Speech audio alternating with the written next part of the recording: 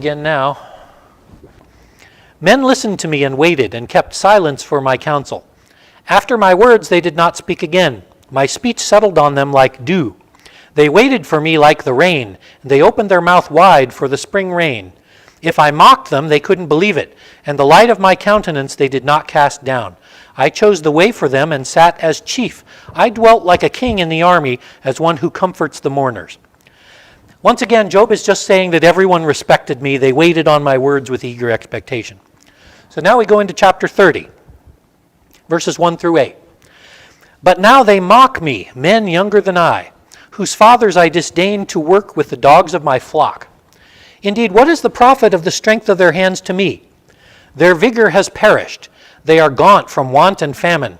Fleeing late to the wilderness, desolate and waste, they pluck mallow from the bushes, and broom trees are roots for their food. They were driven out from among men. They shouted at them like a thief. They had to live in the clefts of the valleys, in the caves of the earth and the rocks. Among the bushes they brayed, under the nettles they nestled. They were the sons of fools, yes, sons of vile men. They were scourged from the land. So in this chapter, chapter 30, Job is talking about his present condition and all the people who are disrespecting him. And thieves are mocking me. The people, they mock me. So, I mean, you feel pretty low when even homeless vagrants look down on you. You're pretty low.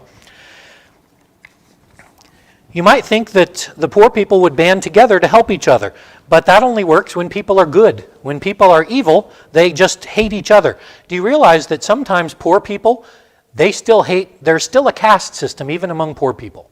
We talk about the caste system of the rich, the middle class, and the poor, and each stage supposedly looks down on you. Well, that's even true among the poor people. These poor people hate those poor people because of this or this or this. So people still all can hate each other. And this is one of the errors of the Catholic view on monasticism.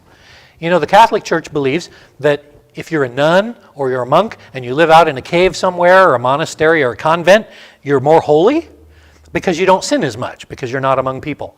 Well, that's silly. Satan can tempt you just as easily in a cave as he can in a crowd. So it's just ridiculous to think that just because you separate yourself from people, you're less of a sinner. Now verses 9 through 15. I am their taunting song. Yes, I am their byword. They hate me. They stay far from me. They spit in my face. Because he has loosed my bowstring and afflicted me, they cast off restraint before me. At my right hand the rabble arouses. They push away my feet. They raise against me ways of destruction. They break up my path. They promote my calamity. They have no helper. They come as broad breakers. Under the ruinous storm they roll along. Terrors are turned on me. They pursue my honor like the wind, and my prosperity has passed like a cloud. So Job is angry at these people who are spitting on him, obviously. But guess what?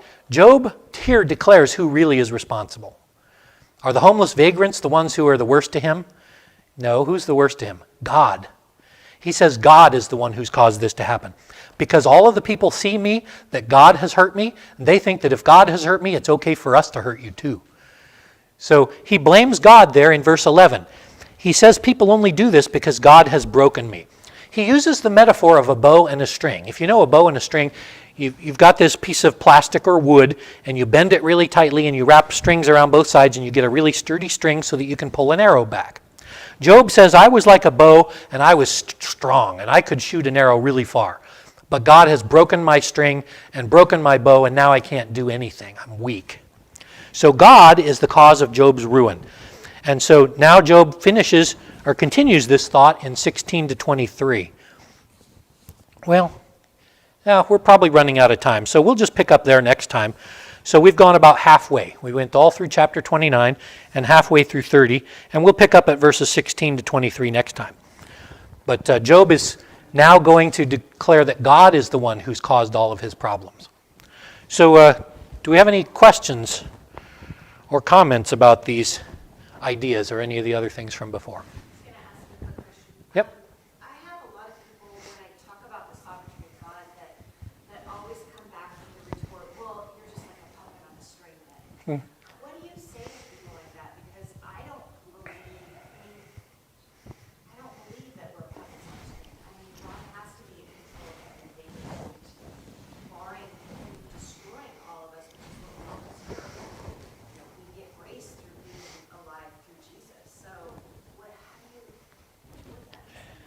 Yes, one of the classic illustrations people use against Calvinism, against the sovereignty of God, is that if God is sovereign, then we are all just puppets or robots, and that we have no free will. The key to the answer to that is free will.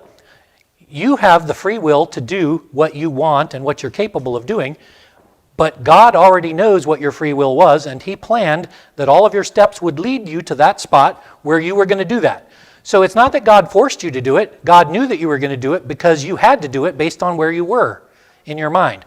So a dead person cannot choose to do good. So you are not a puppet. Well, first of all, also, you're not a puppet once you've become saved. And you weren't a puppet before because you just do what comes naturally to you. Just like animals. When evolutionists say that we just live by our instinct, that's pretty much true. When you're an unbeliever, you're pretty much living on your instincts. Your instinct has already been formed by what you know, and what you know is evil. So you will always do evil in one sort or another. And God knows what evil you're going to do, but God changes what you're going to do by changing your heart and enabling you to do better things. So the robot puppet thing is just not a good analogy. It's not apples to apples and oranges to oranges, because you do what your will wants to do. It's not that God ever forced you to do something you didn't want to do. The Pharaoh, for example, you think, what an idiot. After the first 8 plagues, you still haven't got the message? He has to bring numbers 9 and 10 still? Yeah, because the Pharaoh could only do what he knew, which was, I am proud and arrogant, and I don't believe in a God, and so anything I see must be tricking me. So he's going to keep doing what he's doing. So nobody ever does what's against their will. That's the main point of Jonathan Edwards' freedom of the will. You do what your will wants you to do, but what your will wants you to do is always what you were going to do anyway. The only way that your will can change is if God changes it. So it is a difficult philosophical issue, but it's a straw man. They're beating up on a straw man.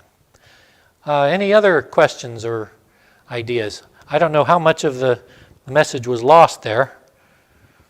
I'll have to go back and look at it later. I guess our internet connection died or something. Okay, then we'll come back in about 35 minutes for the worship service. I'll turn this off.